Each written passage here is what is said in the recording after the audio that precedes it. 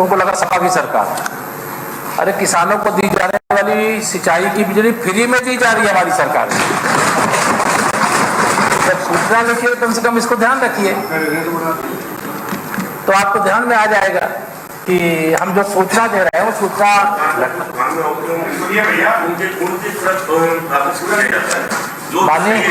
माननीय सभापति,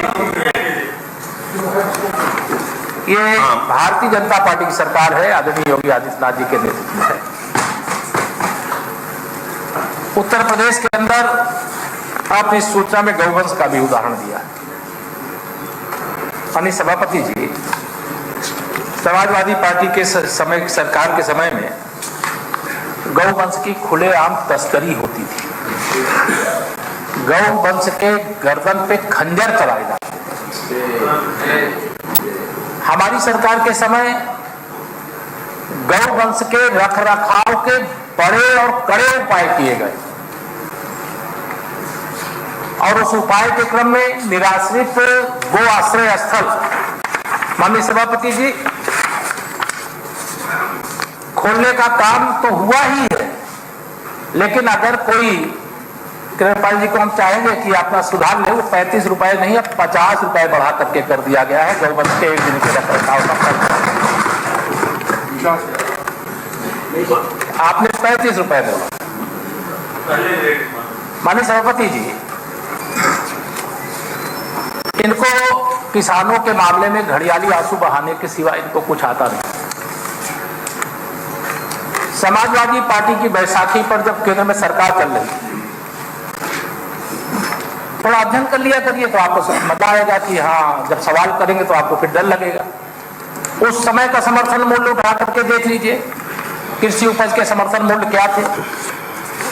माननीय नरेंद्र मोदी जी के नेतृत्व में जब देश में भारतीय जनता पार्टी की अगुवाई वाली हमारी सरकार बनी, उस समय का समर्थन मूल्य क्या है उसको देख लीजिए।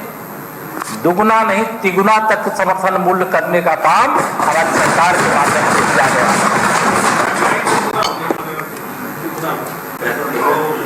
माननीय सभापति जी, ये अपनी बैसाखी पर उस समय केंद्र की सरकार चला रहे थे। अभी 19वीं किस्त प्रधानमंत्री किसान सम्मान निधि के रूप में जो देने का काम होता है, वह 19वीं किस्त अभी बिहार से माननीय प्रधानमंत्री जी ने जारी किया है। आप उसमें हम भेदभाव नहीं करते। भेदभाव ये समाजवादी पार्टी का चरित्र रहा है। उत्तर प्रदेश में लगभग 1 लाख करोड़ रुपए किसानों के खाते में डीबीटी के माध्यम से अब तक आ चुका है। वो आपके ध्यान में ही नहीं होगा क्योंकि आप उस पर ध्यान ही नहीं देते। आपको याद दिला दूं मैं अगर कहिए तो, जब 2017 में हम लोगों ने सपा को सफा किया और सत्ता में आए माननीय सभापति जी, उस समय सत्ता में आने से पहले हम लोगों ने जनता से वादा किया कि अगर भारतीय जनता पार्टी को जनता उत्तर प्रदेश के किसानों का, नौजवानों का, सबका आशीर्वाद प्राप्त होगा तो हम लोग उत्तर प्रदेश में आने के बाद जो किसानों का कर्ज है वो माफ करने का काम करेंगे। शायद आपको याद नहीं होगा, अगर नहीं याद है तो याद दिला रहा हूं। उत्तर प्रदेश में भारतीय जनता पार्टी की सरकार बनने के बाद कैबिनेट की पहली बैठक में किसानों के कर्ज माफी का निर्णय लिया गया था। आप इसका उल्लेख नहीं करोगे।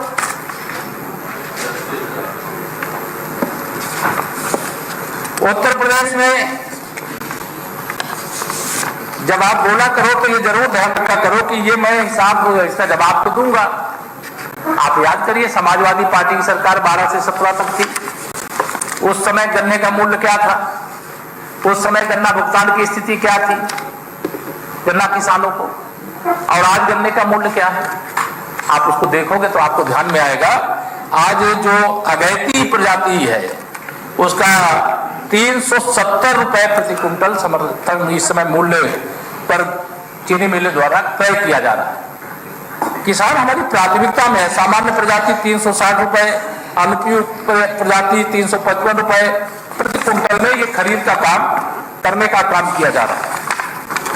माननीय सभापति जी, समाजवादी पार्टी की जब सरकार थी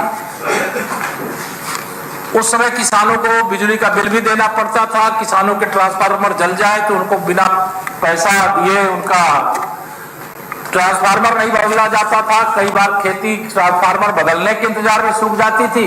कई बार दिन में बिजली आई तो आई, रात नहीं आई तो रात में आई, रात में आई तो उसका वोल्टेज डाउन, इसके कारण फसल बर्बाद हो जाती थी। आज हमें गर्व है कि जब से हमारी सरकार आई है कृषि कार्यों के लिए जो लाइन है अलग से फीडर भी उसका बनाया गया और सिंचाई के लिए बिजली फ्री देने का भी काम किया गया। और ट्रांसफार्मर जल जाए तो अगर वह नोट करा दे किसान टोल फ्री नंबर पे तो उसका ट्रांसफार्मर बदलने के लिए चंदा नहीं, कोई चढ़ावा नहीं चढ़ाना पड़ता, उसका बदल करके लगाने का काम भी किया जाता है। माननीय सभापति जी, इन्होंने खाद का विषय उठाया। जब देश में माननीय नरेंद्र मोदी जी के नेतृत्व में सरकार बनी, प्रदेश में आदरणीय योगी आदित्यनाथ जी के नेतृत्व में सरकार बनी और सरकार बनने के बाद जो खाद की समस्या, आप याद करिए जब 2012 से 17 आप अपना कार्यकाल में पीछे का नहीं याद दिलाता, क्या कभी भी 2012 से 17 के बीच यानी 2014 में हमारी सरकार केंद्र में सरकार आने से पहले किसानों को बिना लाठी खाए खाद मिलती थी क्या प्रदेश में? कभी नहीं मिलती। हमारे प्रधानमंत्री जी आए, उन्होंने भ्रष्टाचार मुक्त भारत बनाने के लिए नीम कोटेड यूरिया लाने का काम किया।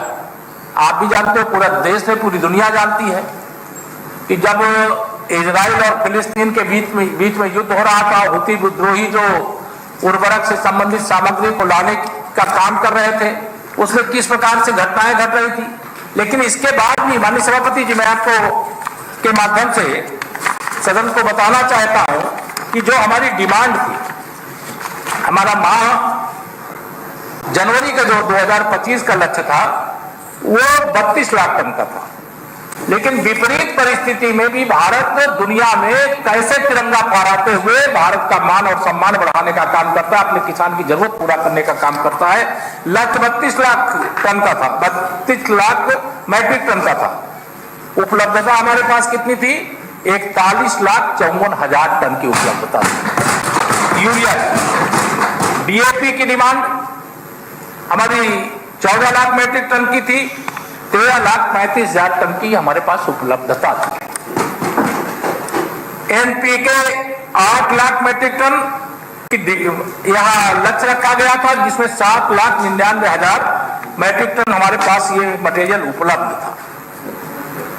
ऐसे मैं एक एक बताऊंगा तो बहुत लंबा विषय है, लेकिन किसान हमारी प्राथमिकता है, अन्नदाता हमारी प्राथमिकता है। और अगर अन्नदाता हमारी प्राथमिकता है तो उसके लिए हमारी सरकार जितने भी बजट, देश की सरकार का बजट आप 2014 से पहले कृषि के कार्यों में किसानों के लिए कितना सरकार केंद्र वाली खर्च करती थी और प्रदेश की सरकार आपकी जब थी कितना खर्च करती थी।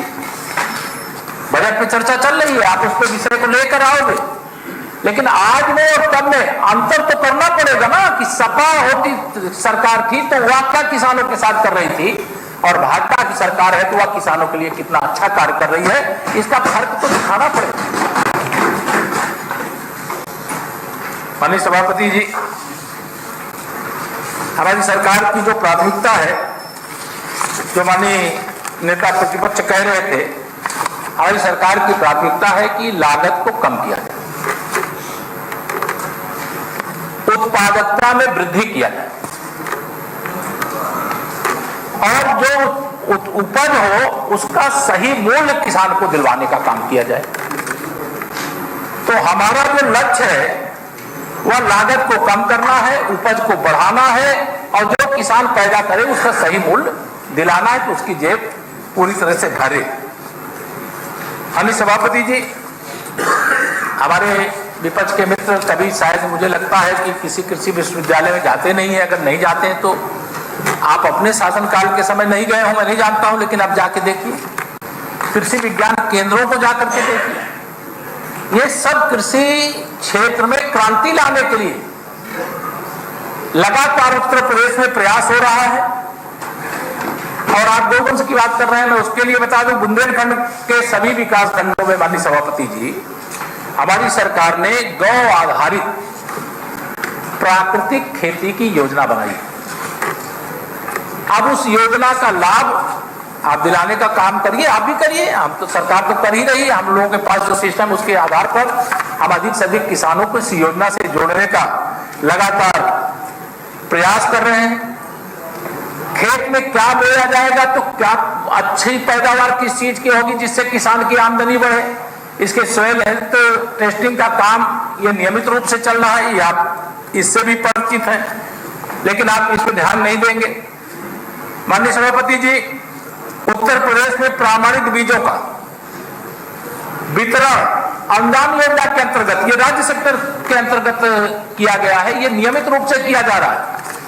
और जब आप गांव में जाते हैं आप देखते हैं कि आज लहलहाती फसलें जो दिखाई देती हैं, आज अभी हम धान की फसल संपन्न होने के बाद अब रबी की फसल की ओर बढ़ रहे हैं, या सही है थोड़ा मौसम विपरीत है, लेकिन इसके बाद भी कैसे अच्छी उपज हो। केवल गेहूं धान हमारा लक्ष्य नहीं है, हमारा लक्ष्य दलहन की दृष्टि से, तिलहन की दृष्टि से भी देश भी आत्मनिर्भर बने और उत्तर प्रदेश भी आत्मनिर्भर बने, क्योंकि कृषि के क्षेत्र में सबसे बड़ा योगदान अगर किसी का रहता है तो उत्तर प्रदेश का रहता है, उत्तर प्रदेश के हमारे अन्नदाता होते हैं। ये हमारी सरकार की कोशिश है। मैं आप इसके लिए करते नहीं होंगे लेकिन करना चाहिए। प्रधानमंत्री फसल बीमा योजना एक बहुत, माननीय सभापति जी, कभी कई बार किसान कोई चीज पैदा कर बोता है, फसल तैयार होती है, कभी ओला गिरने के कारण, कभी बाढ़ आने के कारण, कभी सूखा पड़ने के कारण कोई क्षति होती है, तो प्रधानमंत्री फसल बीमा योजना से उसकी प्रतिपूर्ति करने का विधान है और प्रदेश में यह कार्य बहुत तेजी से आगे बढ़ रहा है। लेकिन मैं तो कहूंगा कि समाजवादी पार्टी के सदस्य भी इस पर अगर रुचि लें और इस योजना को जाने समझें तो उनको बहुत इससे स्वयं को भी और किसानों को भी लाभ दिलाने में सुविधा होगी। प्रधानमंत्री किसान ऊर्जा सुरक्षा उत्थान महाअभियान यानी पीएम कुसुम योजना, अब सोलर पंप को लेकर के माननीय सभापति जी, समाजवादी पार्टी की सरकार के समय यह योजना नहीं थी, लेकिन आज यह योजना है और इस योजना के कारण से हमारे बहुत सारे किसानों को इसका लाभ मिलता है। जो प्रदेश में यद्यपि यह योजना सोलर पंपों की स्थापना की शुरू हुई थी, लेकिन ढाक के 3 पात उस समय कुछ नहीं हुआ था, लेकिन मैं 2025 में तक मैं आपको बताना चाह रहा हूं कि 88,641 सोलर पंपों की स्थापना हमारी सरकार के समय हुआ है, जिसके माध्यम से 2,49,601 हेक्टेयर क्षेत्रफल की सिंचाई की सुविधा में यह विस्तार करने का काम किया। नमामि गंगे योजना आपकी बैसाखी पर चलने वाली सरकार की नहीं है।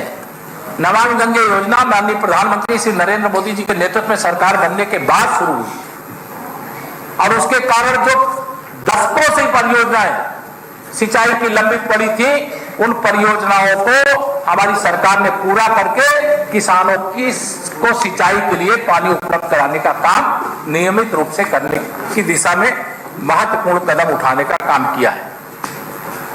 माननीय सभापति जी, मैंने न्यूनतम समर्थन मूल्य के बारे में बता दिया।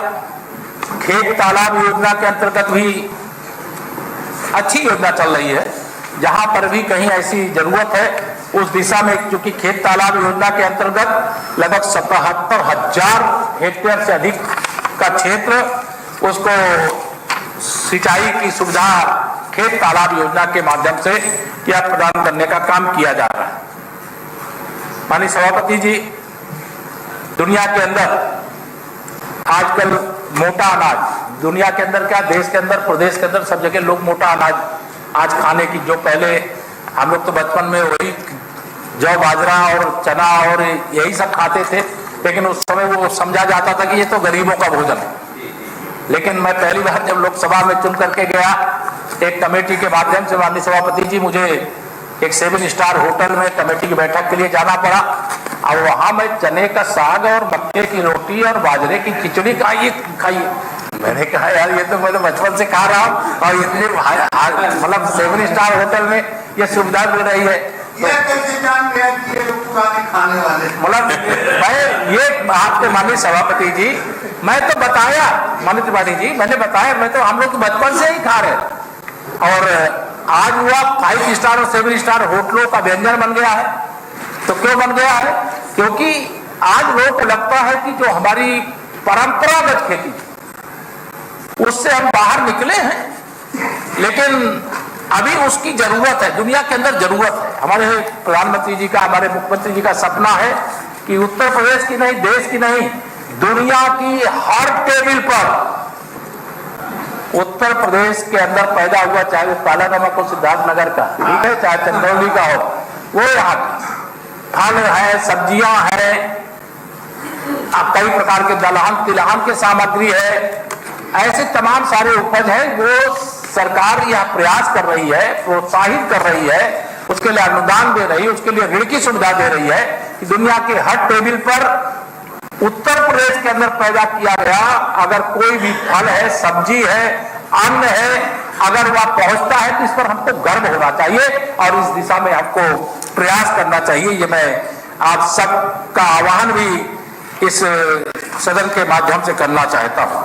माननीय सभापति जी, इन लोगों ने निराश्रित गौवंश को लेकर के बड़ी लंबी चौड़ी बातें रखी। जानकारी के लिए बता रहा हूं, प्रदेश के सभी जनपदों में 120 लाख प्रति केंद्र की इकाई की लागत से बृहद गौ संरक्षण केंद्र की स्थापना हेतु मानक निर्धारित किए गए।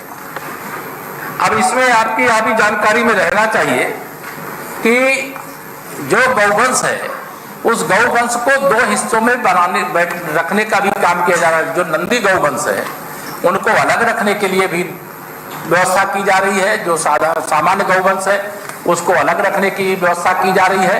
लेकिन हमारी सरकार का एक ही संकल्प है कि हम गौवंश की रक्षा भी करेंगे और किसानों की फसलों को नुकसान होने से बचाने का भी काम करेंगे। इसके लिए बजट में प्रावधान भी किया गया है, बजट में उसकी चर्चा होगी और हमारी सरकार इस मामले में पूरी उदारता बरतने का काम करेगी। और प्रदेश का उत्पादन लगातार बढ़ रहा है, किसानों की आमदनी लगातार बढ़ रही है, किसानों की सुविधाएं लगातार बढ़ रही हैं और उत्तर प्रदेश हर दृष्टि से लगातार आगे बढ़ता ही बढ़ता जा रहा है। आपके जानकारी के लिए मैं ये जरूर आह्वान करूंगा कि जो हमारे कृषि विज्ञान केंद्र, नवीन कृषि विज्ञान केंद्र भी कई एक बनाए गए हैं, हमारे कृषि विश्वविद्यालय हैं, उनका भी कभी आपको मौका मिले जरूर जाकर के देखने का काम करिए। आप जो हमारी असिंचित भूमि उसको सिंचित बनाने के लिए हमारे बजट में भी प्रावधान किया गया है। कृषि के क्षेत्र में और उल्लेखनीय प्रगति हो, उत्पादकता कैसे बढ़े, कैसे किसानों का समर्थन मूल्य में वृद्धि हो रही है लगातार, तो उससे उनकी आमदनी कैसे बढ़े, उनके जेब में लगातार पैसे कैसे जाए, यह सरकार ने, डबल इंजन की सरकार ने लगातार कदम उठाने का काम किया है। हमारा प्रदेश आगे बढ़ रहा है, आगे बढ़ेगा और कृषि के क्षेत्र में ना हम पीछे थे ना हम पीछे रहेंगे, ऐसा विश्वास दिलाते हुए आज माननीय सभापति जी आपके माध्यम से नियम 105 के अंतर्गत जो समाजवादी पार्टी के सदस्यों के द्वारा सूचना दी गई है, इसमें कोई तथ्य नहीं है, इनके पास कोई मुद्दा नहीं है, ये मुद्दा विहीन लोग हैं, कोई सार्थक चर्चा ही नहीं करते हैं कि चर्चा के आधार पर प्रदेश की भलाई, नौजवान की भलाई, किसान की भलाई की जा सके। मैं इसलिए निवेदन करूंगा कि ये 105 के अंतर्गत जो सूचना दी गई इसको अग्राह्य करने का कष्ट करें। आपके माध्यम से सरकार से पूछना चाहता हूँ कि अभी बयान आया सरकार की तरफ से कि हमारी सरकार ने किसानों की सिंचाई का ट्यूबवेल का जो है बिल फ्री कर दिया, जबकि बिल्कुल इस पर सरकार पुनः स्पष्टीकरण दे कि नहरों की सिंचाई को तो माननीय नेताजी ने फ्री कर दिया था, प्राइवेट ट्यूबवेलों की बिल आज भी लग रही है, तो आपने फ्री क्या किया? एक चीज दूसरी चीज कि आपने ये बताया कि जब हमारी सरकार बनी तो किसानों के कर्ज के माफी का निर्णय लिया, माफ करने का निर्णय लिया गया। लेकिन मान्यवर जब आपकी सरकार बनी तो केवल सहकारी बैंकों का कर्ज आपने माफ किया और अन्य जितने भी बैंक के कर्ज थे जो किसान लिए थे, मान्यवर जैसे हम लोगों का यूनियन बैंक है, ग्रामीण बैंक है, कोई भी बैंक जो लोकल है, उसका कर्ज इन्होंने माफ नहीं किया गया है। और तीसरी चीज मैं आपसे पूछना चाहता हूं कि किसानों की लागत को कम करने का क्या कार्यक्रम है, लागत को कम करने का कार्यक्रम क्या है, उसके विषय में आपने जो है इस पर कोई बात नहीं बताया जिससे उनकी लागत कम हो। माननीय नेता सदन, कोई इसमें विषय ऐसा नहीं माननीय नेता प्रतिपक्ष ने उठाया जो मैं जिसका उत्तर न दे सकूं। एक तो माननीय सभापति जी, अभी बजट की किताब आपके हाथ में है। 2024 में भी आप इस सदन में थे जब 24-25 का बजट आया, अभी तो 25-26 का बजट आया, और 24-25 के बजट में स्पष्ट रूप से इसी सदन में ऐलान हुआ था। उस बजट की पुस्तिका को आप पढ़िएगा अगर नहीं पढ़े हैं तो। 1 अप्रैल 2024 से सिंचाई के लिए जितने भी किसानों ने नलकूप लगा करके रखा है उनको 1 पैसा बिल नहीं देना पड़ता। अगर आपका नलकूप होगा तो आपको भी नहीं देना पड़ता। 1 अप्रैल 2024 से एक बार। दूसरा, कई बार ये माननीय सभापति जी मैं स्पष्ट कर दूं, बिल जाता होगा कई बार किसानों के पास, लेकिन उनको बिल अदा करने के लिए नहीं, बिजली विभाग को सरकारी खजाने से किसानों की सिंचाई पर जो बिजली खर्च होती है उसका भुगतान किया जाता है। वो बिलिंग का सिस्टम भी कैसे चेंज किया जाए उसका भी हमारी सरकार उपाय कर रही है, प्रबंध कर रही है। तो मैं पहले बिजली को लेकर के, उत्पादकता को लेकर के मैंने इतना बताया आपको कि आप कृषि विज्ञान केंद्र में जाइए, कौन कौन सी फसल है ऐसी लगाने से किसानों की आमदनी बढ़ सकती है, कौन कौन सी फसल पैदा करने से हम अपने खाने के लिए नहीं निर्यात करने की सीमा तक आगे बढ़ सकते हैं। उसके लिए कृषि विश्वविद्यालय से लेकर के कृषि विज्ञान केंद्र तक है। माननीय सभापति जी, मैंने यह भी बताया कि आप अनुदानित बीज लगातार किसानों को उपलब्ध कराने का काम कर रहे हैं। जब कोई सरकारी कार्यक्रम होता है जहां किसानों को ऐसे बीजों का वितरण किया जाता है निःशुल्क, उस कार्यक्रम में आप जाते नहीं, वो सोचते हैं सरकार का कार्यक्रम नहीं, वो तो भाजपा का कार्यक्रम है। आप कभी सरकारी कार्यक्रम में जाइए तो आपको ध्यान में आएगा, आपको ध्यान में आएगा। अगर नहीं जाएंगे तो आपको ध्यान में नहीं आएगा। माननीय सभापति जी, एक और उल्लेखनीय ये विषय जानकारी में माननीय नेता प्रतिपक्ष और इनके सम्मानित सदस्यों को रहना चाहिए कि जो लगातार खादों के मूल्य में वृद्धि हो रही, लेकिन सरकार ने खाद का मूल्य नहीं बढ़ाया। उसमें सरकारी खजाने से पैसा देकर के मेरे प्रधानमंत्री मोदी जी अन्नदाताओं के पुजारी हैं। उनकी आमदनी बढ़ाने के लिए लगातार प्रयास किए हैं और उस प्रयास का ही परिणाम है कि आज हमारा किसान खुशहाल है। कोई किसान वजन कम कर दिया।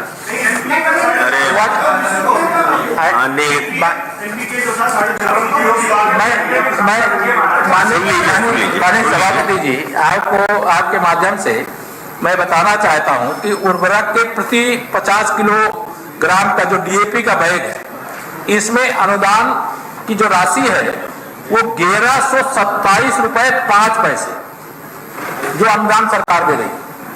अगर आप चाहेंगे तो मैं सूचना आपको उपलब्ध करा दूंगा। एनपीके 12-32-16 उर्वरक के प्रति 50 किलोग्राम के बैग का अनुदान 760 रुपए 70 पैसे।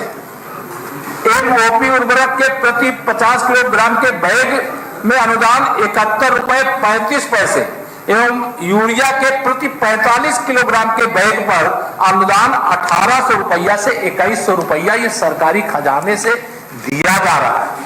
ये आपकी जानकारी में रहना चाहिए। आप नेता प्रतिपक्ष हो, आप जब कोई सवाल उठाते हो तो तैयारी नहीं करते हो। मैं चाहूंगा कि जी सरकार चोरी करती है तो समझ पाएगी। चोरी करने वाले के लिए जेल के दरवाजे खुले हुए हैं और अभी जो चोरी करके चले गए हैं सत्ता से, अभी उनका पीछा छोड़ने वाले नहीं है। सब जांच हो रही है।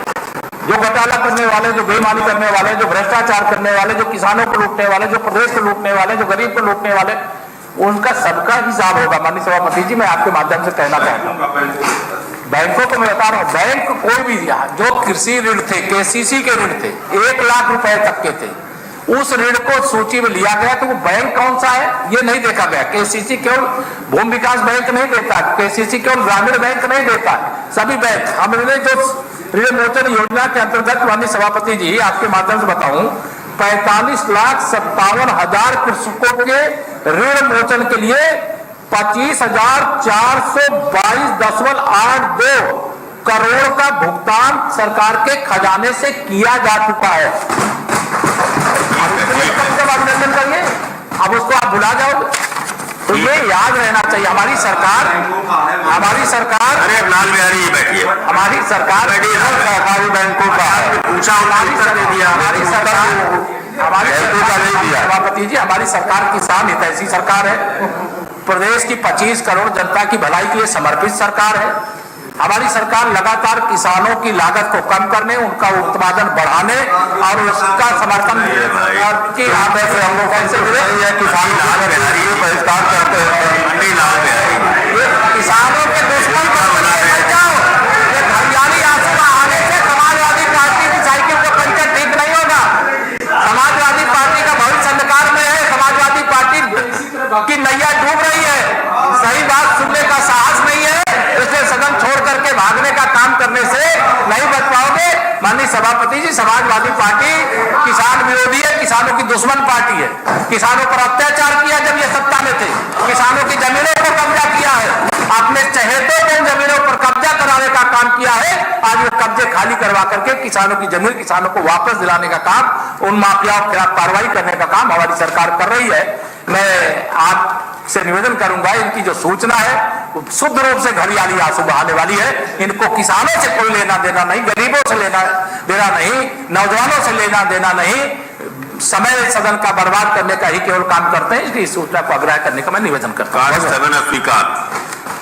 अब एक सूचना दे दें, माननीय मुख्यमंत्री जी ने आज 3 तारीख को मध्याह्न भोज तथा सायंकाल सूक्ष्म जलपान की व्यवस्था की है सभी सदस्यों के लिए। और यही कैंटीन में मध्याह्न भोज तो कैंटीन में ही होता है, दोपहर में भोजन, उसके बाद शाम को सूक्ष्म जलपान 3 बजे बाद। समझ गए नहीं समझे भी? अनूप जी समझाइए। उसी क्रम में और कृषि मंत्री जी ने भी लिखा है कि कृषि विभाग की तरफ से भोजन की व्यवस्था है। अभी दोपहर में ना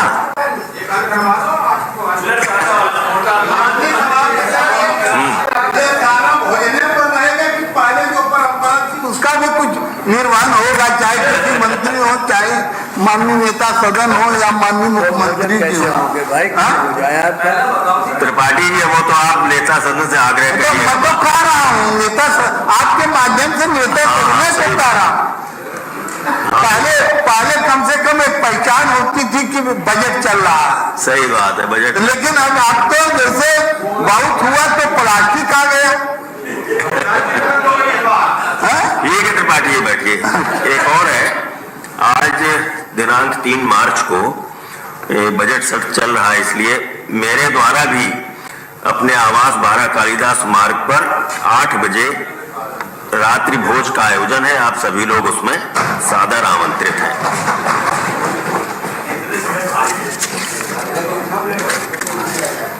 अगली सूचना है श्री राज बहादुर सिंह चंदेल और डॉक्टर आकाश अग्रवाल।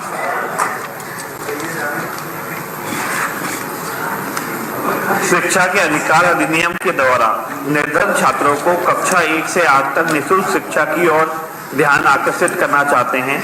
आरटीई के माध्यम से 6 से 14 साल के बच्चों को मुफ्त और अनिवार्य शिक्षा का अधिकार है। आरटीई के तहत उत्तर प्रदेश सरकार ने निजी विद्यालयों में कक्षा 1 में 25% सीटों पर सरकार ने निर्बल वर्ग के बच्चों को निःशुल्क प्रवेश देना अनिवार्य कर रखा है। रुपए 5000 की धनराशि पुस्तक एवं यूनिफॉर्म के लिए छात्र के अभिभावक के बैंक खाते में भी सरकार द्वारा प्रदान किए जाते हैं। निजी विद्यालयों को इन छात्र की शुल्क प्रतिपूर्ति के लिए अधिकतम 450 रुपए प्रति माह 11 माह के लिए उत्तर प्रदेश सरकार द्वारा दिए जाते हैं। अधिकतम शुल्क प्रतिपूर्ति की धनराशि ₹450 प्रतिमाह देने का नियम वर्ष 2011 में बना हुआ है। आज वर्तमान में 14 वर्ष से ज्यादा बीत चुके हैं एवं महंगाई दर भी बहुत बढ़ चुकी है। उसके पश्चात भी ₹450 प्रतिमाह शुल्क प्रतिपूर्ति की दर बढ़ाई नहीं गई है। आरटीई के तहत कक्षा 1 में ही छात्र का प्रवेश होता है। आरटीई की जानकारी न होने से अधिकांशतः इस नियम का लाभ पात्र छात्र नहीं ले पा रहे हैं। उत्तर प्रदेश के पात्र करोड़ों छात्र निःशुल्क पुस्तकें यूनिफॉर्म से वंचित हैं। विभिन्न स्कूलों में पढ़ने वाले सभी छात्रों को निःशुल्क पुस्तकें, यूनिफॉर्म व निःशुल्क भोजन मिले, जैसे कि सभी प्राइमरी स्कूलों में भी यह सुविधा दी जाती है। ₹450 प्रतिमाह बढ़ाकर मौजूदा व्यवस्था के अनुसार शुल्क प्रतिपूर्ति की जाए। अधिकारियों की मनमानी एवं लापरवाही से आरटीई के तहत पढ़ाए गए छात्रों की फीस का भुगतान भी सरकार द्वारा विभिन्न विद्यालयों को समय पर नहीं दिया जा रहा है। Rajkamal public school Sikandar allow Hathras के वर्ष 2019 ₹94,050, वर्ष 2020 के ₹99,000, वर्ष 2021 में 1,32,000, वर्ष 2022 के ₹1,48,500 आरटीई के शुल्क प्रतिपूर्ति के बकाया चले आ रहे हैं। पत्रांक 14,667 दिनांक 4 फरवरी 2025 कार्यालय जिला बेसिक शिक्षा अधिकारी हाथरस के अनुसार 17 विद्यालयों का वर्ष 2019 से वर्ष 2022 का शुल्क प्रतिपूर्ति का रुपया बकाया चल रहा है एवं इन्हीं 17 स्कूलों का वर्ष 2023-24 का शुल्क प्रतिपूर्ति का 18% रुपया बकाया है। Mini land convent school Hapur के वर्ष 2019 ₹32,400, वर्ष 2020 ₹1,02,600, वर्ष 2021 ₹2,43,000, वर्ष 2022 ₹3,15,900, वर्ष 2023 ₹3,15,900, वर्ष 2024 ₹3,56,400 शुल्क प्रतिपूर्ति के रुपए बकाया हैं। अधिकारियों की मनमर्जी से निजी विद्यालयों में रोज एवं शोभ व्याप्त है।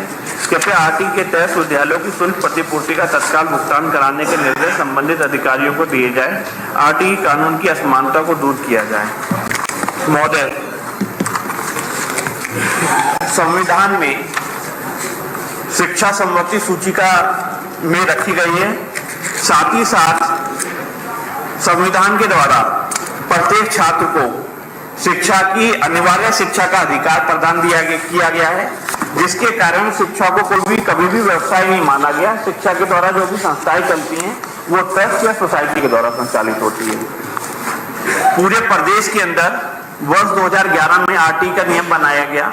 उसमें कक्षा 1 में जितने भी निजी विद्यालय संचालित हो रहे हैं उसकी 25% सीटों को निःशुल्क पढ़ाने की अनिवार्यता रखी गई। इसके जो प्रवेश होते हैं वह ऑनलाइन प्रक्रिया के माध्यम से होते हैं। डीएम वगैरह और बीएसए के द्वारा छात्र को विद्यालय आवंटित होता है और इसमें विद्यालय को ₹450 प्रतिमाह शुल्क अधिकतम की धनराशि 11 माह के लिए दी जाती है। और पुस्तक और यूनिफॉर्म के लिए सरकार के द्वारा अभिभावकों के अकाउंट में ₹5,000 प्रतिवर्ष उसके एनईएफटी के माध्यम से उसके अकाउंट में भी प्रदान